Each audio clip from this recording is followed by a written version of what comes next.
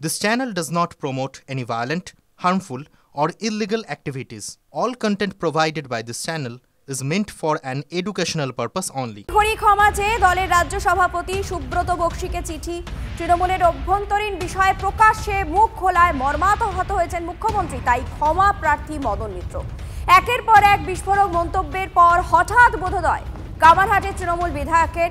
তৃণমূলের রাজ্য সভাপতি সুব্রত বক্সিকে দেওয়া চিঠিতে তিনি লিখেছেন, সাম্প্রতিককালে তার ব্যক্তিগত অনিচ্ছাকৃত মন্তব্যের জেরে দল ক্ষতিগ্রস্ত, সেজন্য লিখিতভাবে দুঃখ প্রকাশ করছেন। শুধু তাই নয়, ভুল না বুঝে তাকে যাতে ক্ষমা করে দেওয়া হয়, চিঠিতে এমন আবেদনও করা হয়েছে। রাজনৈতিক মহলে জল্পনা, একের পর এক বিস্ফোরক মন্তব্য করে কি দলীয় নেতৃত্বের বিরাগভাজন মদন মিত্র? সূত্রের খবর, তৃণমূল নেতৃত্ব মদনের বিরুদ্ধে কঠোর ব্যবস্থা নিতে পারে বলে জোর চর্চা শুরু হয়। যদিও এখনো পর্যন্ত মদন মিত্রের মন্তব্য প্রসঙ্গে তৃণমূলের তরফে কোনো বিবৃতি দেওয়া হয়নি। রাতে মদন মিত্রের সঙ্গে ফোনে যোগাযোগ করা হলে তিনি জানান, সুব্রত বক্সিকে দেওয়া চিঠির পর তার আর কোনো বক্তব্য নেই।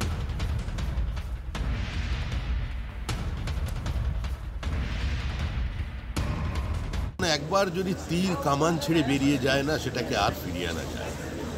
বন্দুকের গুলিকেও ফিরিয়ে আনা যায়। মদন মিত্র যেটা বলেছেন সেটা সত্য বলেছেন, আর সত্য প্রতারিত হতে পারে কোনো চাপের কাছে, কিন্তু পরাজিত হয় না। মদন মিত্র যেটা বলেছেন ওটাই সঠিক।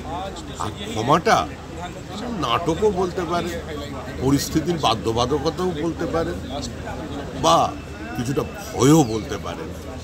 হয়তো মৃত্যু ভয় পেয়েছেন। যখনই বোঝা গেল আইপ্যাক মানে তার পিছনে ভাইপো, এবং ভাইপো মানে তার পিছনে পিসি, বাস সুব্রত বক্সির কাছে চিঠি দিয়েছেন, আমি ক্ষমা চাইছি। বলার তো যা বলা হয়ে গেল, ওটা বলা তো না। মদন মিত্র স্বীকারোক্তি দিয়েছেন, স্বীকারোক্তি দিয়ে ভয় পেয়েছেন। গতকালই বোমা ফাটান মদন মিত্র। আপনাদের নিশ্চয়ই মনে আছে, নাম না করে আইপ্যাকের বিরুদ্ধে তৃণমূলের অন্দরে তোলাবাজির অভিযোগ তোলেন কামারহাটের তৃণমূল বিধায়ক। মমতাকে অন্ধকারে রেখে দুর্নীতির পেছনে রয়েছে এজেন্সি। মমতার গায়ে যে কালি লেগেছে তা প্যাকওয়ালাদের জন্য, সেই অভিযোগও করেন মদন মিত্র। তৃণমূলের বহু পুরনো নেতাদের টাকা দিয়ে নাকি পদ পেতে হয়েছে। TV9 বাংলায় সাক্ষাৎকারে বিস্ফোরক অভিযোগ তোলেন মদন মিত্র। তৃণমূলের বহু পুরনো ছেলে, যারা তৃণমূলের মানে গোদা নেতা, এরকম অনেক লোক, তারা টাকা দিয়েছে তারা পদ পাওয়ার জন্য। তো এর সঙ্গে মমতা ব্যানার্জির কোনো যোগাযোগ নেই। ঠিক, আমি মমতা ব্যানার্জিকে সম্পূর্ণ অন্ধকারে রেখে কাজ করা হয়েছে। প্যাকওয়ালাদের এই প্যাক আপ মানে যে মাল গোটাও প্যাক আপ, এটা আমরা বুঝতে পারিনি। মালগোটাও প্যাক আপ মানে মাল তোলো, ব্যাগ ভরো, প্যাক আপ করো। মমতা বন্দ্যোপাধ্যায়ের কোনো দুর্নীতি, কোনো দুর্নাম ছিল না। যেটুকুন মমতা বন্দ্যোপাধ্যায়ের গায়ে কালি লেগেছে সেটুকুন এই প্যাকওয়ালাদের জন্যে। আর এই প্যাকওয়ালাদের জন্যেই বাংলার বাইরে থেকে কিছু গুজরাটি, কিছু মারোয়ারি, কিছু তোমার দিল্লি, তোমার কিছু অন্যান্য স্টেট, সাউথ ইন্ডিয়া, এইসব জায়গা থেকে সুযোগ সন্ধানী একদল এলো। রবিবারও তৃণমূলে তোলাবাজির অভিযোগে সরব হয়েছিলেন মদন মিত্র। কি বলেছিলেন শোনাবো। তৃণমূল কংগ্রেসে ক্ষমতা পাইয়ে দেওয়ার জন্য এক শ্রেণীর বাজারি দালাল দলের মধ্যে ঘুরে বেড়াচ্ছে, এবং তৃণমূলের নাম করে বেশ কিছু লোক তারা এর মানে খপ্পরে পড়ছে, এবং সর্বত্র একটা টাকা লেনদেনের একটা বড় অংশ চলছে তলার লেভেলে। বলছেন যে জেলা বা পঞ্চায়েতের একটা সদস্য হওয়ার জন্য টাকা দিচ্ছে সর্বত্র। এটা একদম জেলা লেভেলে এই দুর্নীতিটা ছড়িয়ে গেছে প্রত্যেকটা জেলার বিরাট অংশে। এবং আমি খালি চাইছি, আমার কটা লোক এই টাকা দিবি, আজকে 10 লাখ দিবি, তোকে সেক্রেটারি করবো, এরপর তোকে পঞ্চায়েতের টিকিট দেবো, কাউন্সিলরের টিকিট দেবো, কেউ বলছেন MLA-র টিকিট দেবো। MLA-র টিকিটের এখন দর কত যাচ্ছে? যে যেমন পাচ্ছে তাকে হাঁকছে। তো আমারও জানতে ইচ্ছে করছে যে কেমন পদে কেমন টাকা। তৃণমূলের পদ পাওয়ার জন্য এখন একটা সরকারি চাকরি WBCS অফিসার, গেজেটেড অফিসারের থেকে বেশি মূল্যবান। মোস্ট কস্টলি লাক্সারিয়াস, যেমন পাচ্ছে। একটা চাকরি দেওয়ার নাম করে একটা দলে পদ পাওয়ার জন্য কেউ 5 লাখ চাইছে, কেউ 10 লাখ চাইছে। টাকার কি ভ্যালু আছে? যে সম্প্রদায়ের হাতে কালো টাকা রয়েছে, যারা ঘুরে বেড়াচ্ছে তৃণমূলে একটা মুখে ছাপ লাগিয়ে, কোনোভাবে কোনো দিন যদি দিদিকে একবার প্রণাম করা বা অভিষেকদার পাশে বা মদনদার পাশে বা কাউর পাশে একবার দাঁড়িয়ে যেতে পারি, হয়ে গেল। এলাকার পুলিশের 7 খুন মাপ, পুলিশের কাছে কেস গেলে বলছে এই দেখুন আমি তৃণমূল কংগ্রেস করি।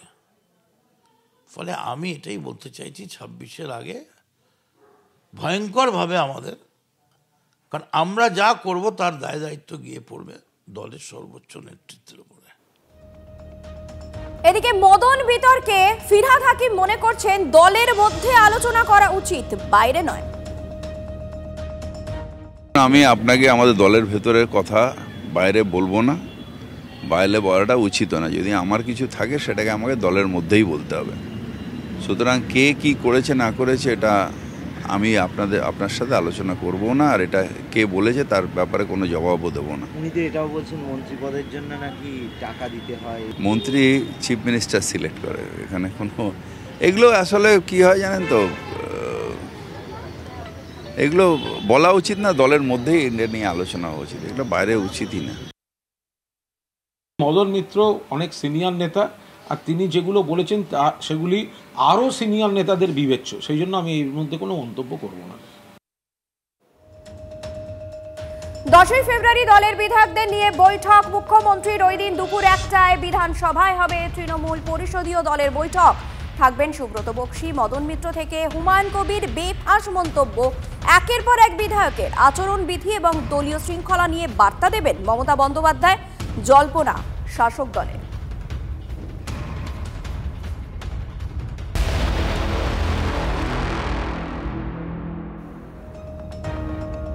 আগামী 5 এবং 6 ফেব্রুয়ারি বিশ্ববঙ্গ বাণিজ্য সম্মেলন। তার আগে বাংলার বিনোদন শিল্পে অচল অবস্থা।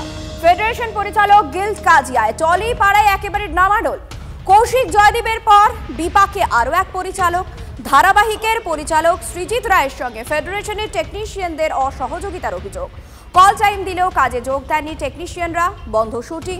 সৃজিত রায়ের পাশে দাঁড়িয়ে প্রতিবাদ পরিচালকদের একাংশের। কালকের মধ্যে পরিস্থিতি স্বাভাবিক না হলে পাল্টা পদক্ষেপের হুঁশিয়ারি পরিচালকদের। তাহলে কি এবার স্ট্রাইকের পথে হাঁটবেন পরিচালকরা? সিদ্ধান্ত কাল সন্ধ্যের পর।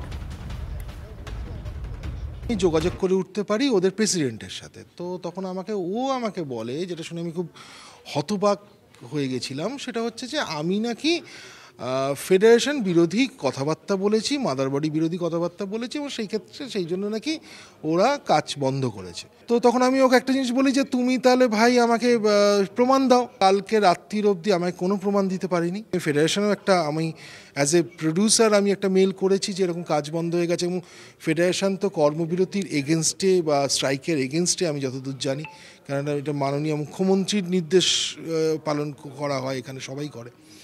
তো সেইখানে দাঁড়িয়ে তারাও আমাকে কোনো রিপ্লাই করেনি, কারণ আমি এটাই বলেছিলাম যে আপনারা এর যথাযথ বিচার করুন এবং তাদের বলুন আমার সঙ্গে কাজটা করতে। তো সেই মেলের এখন অবধি 24 ঘন্টা হতে চললো, তো সেই মেলেরও আমি কোনো রিপ্লাই পাইনি। এবং আপনি দেখতেই পাচ্ছেন যে আমরা সকলেই জানি কাঠের আজকের দিনে কি দাম, এবং এই ফ্লোরটার একটা ভাড়া আছে প্রায় 20 লাখ টাকার উপর ইনভেস্ট হয়ে গেছে।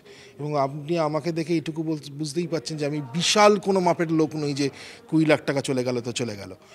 মানে আমাকে তো পথে বসতে হবে, এবং আমার পেটে টান ধরবে, আমার সংসারের প্রবলেম হবে। এই 1 মাসের মধ্যেই বলা যেতে পারে 15 দিনের মধ্যে 3 জনের কাজ আটকানো হয়েছে। আজকে আরও অনেকেই আমরা আছি, তাদের কাজও আটকানো হতে পারে বলে আমরা আশঙ্কা করছি। মাননীয়া প্রথমেই বলেন যে কাজ বন্ধ, কর্মবিরতি উনি বিশ্বাস করেন না, আমরাও করি না। কিন্তু আজকে সেই কর্মবিরতি করেছে। সৃজিতের সেটে আজকে কেউ আসেনি, কাজ বন্ধ হয়ে গেছে। আমরা প্রশ্ন করছি যে কি আমাদের অন্যায়। আজকের আলোচনার ভিত্তিতে কালকে আমরা দেখব, কাল সন্ধেবেলায় বা রাতের মধ্যে আমরা পরবর্তী পদক্ষেপের সিদ্ধান্ত নেব এবং সবাইকে জানাবো। একজন ডিরেক্টর, আমি প্রথম তো আমি একজন ডিরেক্টরের সমস্যা হলে আমি ওর পাশে দাঁড়াবই, এটা আমার প্রথম কথা হচ্ছে। আমার যা অন্য কোনো পরিচয় থাকলে থাকুক, কিন্তু আমি এই মুহূর্তে একজন ডিরেক্টর, আমি ডিরেক্টরের পাশে দাঁড়িয়েছি। একটা বড় জায়গায় কাজ করতে গেলে মিসআন্ডারস্ট্যান্ডিং থাকতেই পারে, অনেক মনোমালিন্য থাকতে পারে, ভুল বোঝাবুঝি থাকতে পারে, কিন্তু সেটা আলোচ্য বিষয়। এবং আমার সবথেকে বেশি খারাপ লাগছে এই কারণেই যে সৃজিত একটা সেট বানাচ্ছিল, সেটা বেশ কিছুদিন সেটের কাজ হওয়ার পরে বন্ধ করে দেওয়া হলো, এবং সৃজিতের কাছে কোনো ক্লিয়ারিটি নেই যে কেন এটা বন্ধ করে দেওয়া হলো। এর আগে কৌশিক গাঙ্গুলি, তারপরে জয়দীপ মুখার্জি, আজকে সৃজিত, পরশুদিন আরেকজন। সো এই ধরনের পরিবেশ হলে আমরা জানি যে কিভাবে একটা ইনভেস্টার এখানে আনতে হয়।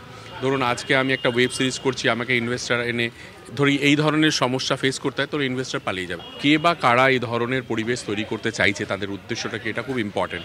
আমি একটা রিকোয়েস্টই করবো যে মাননীয় মুখ্যমন্ত্রী যে তিনজনের, আমাদের ইন্ডাস্ট্রির যে তিনজনের হাতে এই দায়িত্ব দিয়েছিলেন যে এই সমস্যাটা, যাতে এই সমস্যাগুলো আগামী দিন আর বড় না হতে পারে, আমি তাদেরকে রিকোয়েস্ট করবো তারা এসে এই সমস্যাটার সমাধান ইমিডিয়েটলি করুক, যাতে আবার সুন্দর কাজের পরিবেশ ফিরে আসুক।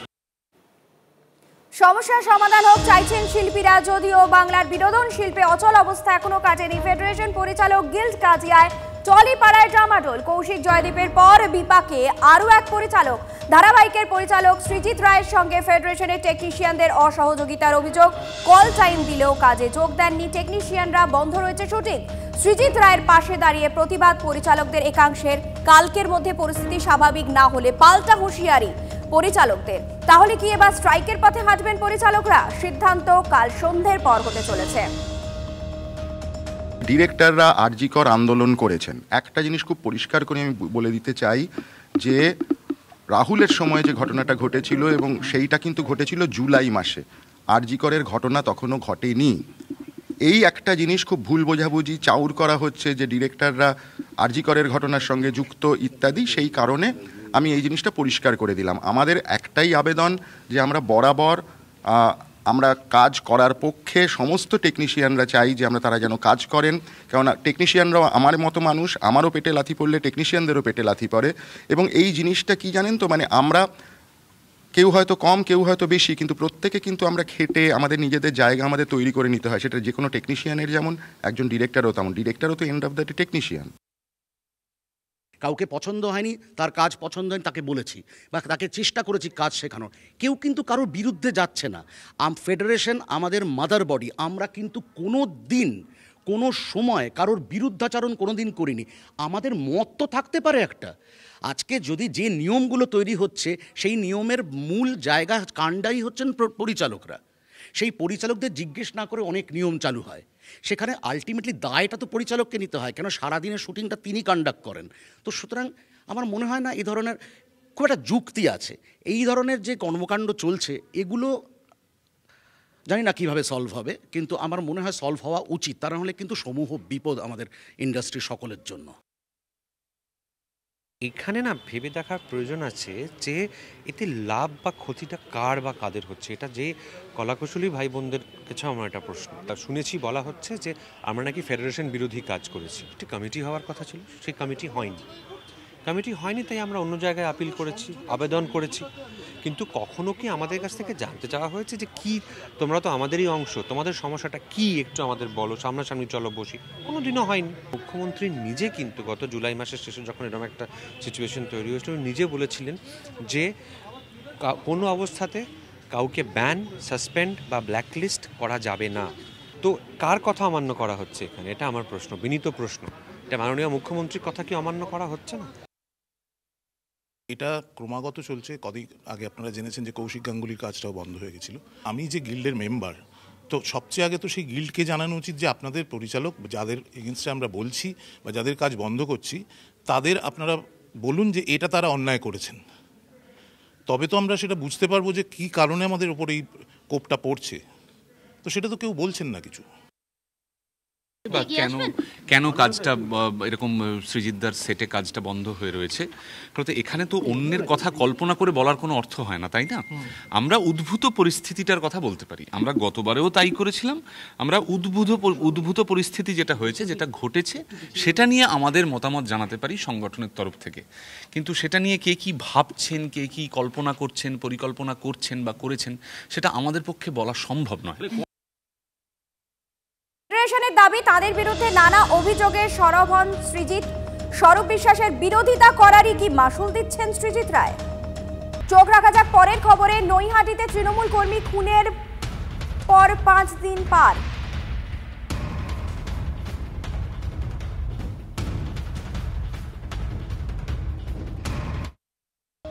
নৈহাটিতে তৃণমূল কর্মী খুনের পর 5 দিন পার, এখনো অধরা সন্তোষ যাদব, খুনে মূল অভিযুক্ত। এর মধ্যে সামনে এলো খুনের মুহূর্তের হাড় হিম করা ছবি। সিসিটিভি ফুটেজে দেখা যাচ্ছে বাইকে করে দুষ্কৃতীরা এসেছিল, সেই ছবি আপনাদের আমরা দেখাচ্ছি। সিসিটিভি ফুটেজ দেখছেন আপনারা। টোটো থামিয়ে তারা টানা হেঁচড়া করে নামানোর চেষ্টা করে তৃণমূল কর্মী সন্তোষ যাদবকে। দেখুন সেই ছবি, কিভাবে টেনে হেঁচড়ে নামিয়ে আনার চেষ্টা করা হচ্ছে টোটো থেকে। বিপদ বুঝে সন্তোষ পালানোর চেষ্টা করায় তাকে ধরে ফেলে বারবার তার মাথায় পাথর দিয়ে মারা হয়। আপনাদের নিশ্চয়ই মনে আছে যে কিছুদিন আগেও প্রকাশ্য দিবালোকে মালদায় ঠিক একই ঘটনা ঘটেছিল। ঠিক এইভাবেই মাথায় ইট দিয়ে থেতলে মারা হয়েছিল এক তৃণমূল কর্মীকে। পরে অবশ্য তৃণমূল কর্মীকে রক্তাক্ত অবস্থায় ফেলে রেখেই পালায় দুষ্কৃতীরা। ইতিমধ্যে অভিযুক্তদের ফোন ট্র্যাক করে বিহারে হাজির ব্যারাকপুর পুলিশ কমিশনারেটের একটি দল।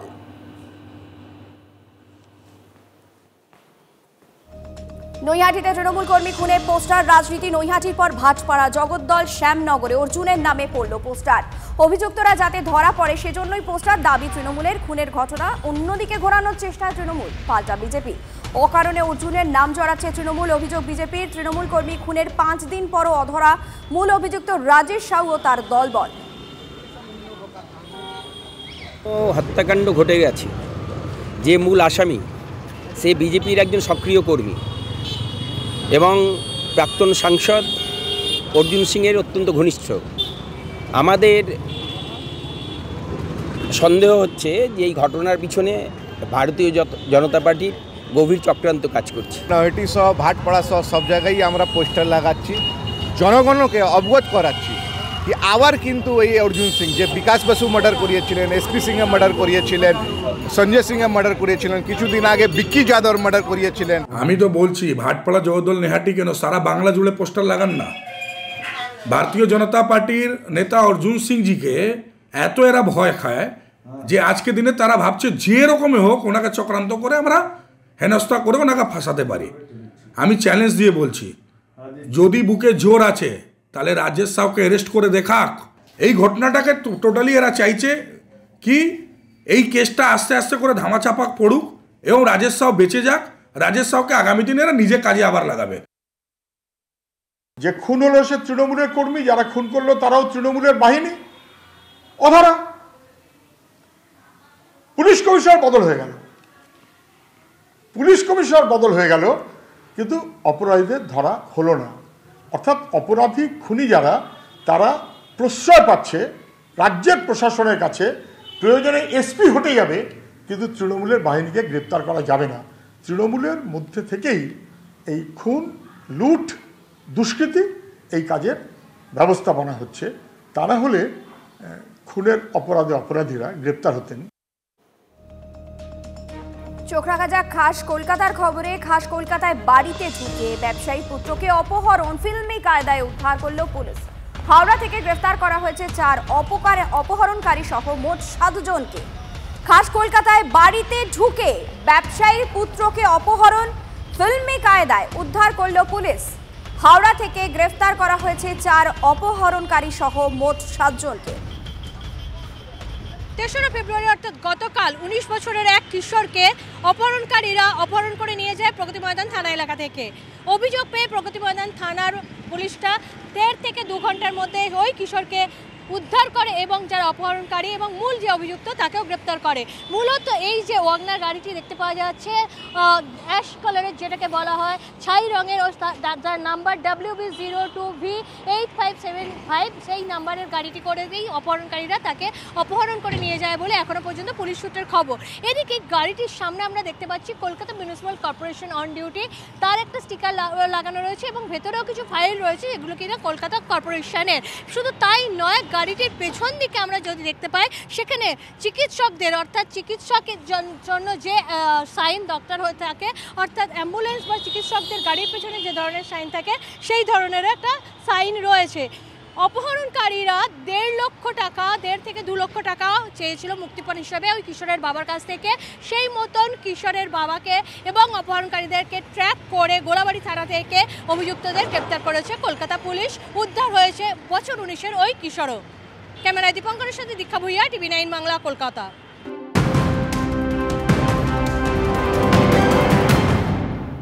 চোখ রাখবে এই মুহূর্তের একটি গুরুত্বপূর্ণ খবরে। জাল ওষুধে এবার QR কোড দুর্নীতি। জাল ওষুধের কারবার নিয়ে নয়া উদ্বেগ রাজ্য ড্রাগ কন্ট্রোলের। জাল ওষুধ রুখতে 2023 সালের অগস্টে 300টি ওষুধে QR কোড চালু করে কেন্দ্রীয় স্বাস্থ্য মন্ত্রক। সেই QR কোড জাল হওয়ার অভিযোগ। রাজ্যের একাধিক জেলায় নকল QR কোড ব্যবহারের হদিশ মিলেছে। হিমাচল প্রদেশ, বিহার থেকে আমদানি হচ্ছে জাল QR কোড। তালিকায় রয়েছে সুগার, প্রেশার, জ্বর, থাইরয়েড, গ্যাস, বদহজমের ওষুধ। ওষুধের পাতায় থাকা QR কোড স্ক্যান করে সাধারণ মানুষকে তা কেনার আর্জি রাজ্য ড্রাগ কন্ট্রোলের। স্মার্টফোনে QR কোড স্ক্যান করলেই ওষুধ জাল কিনা বুঝতে পারবেন ক্রেতারা।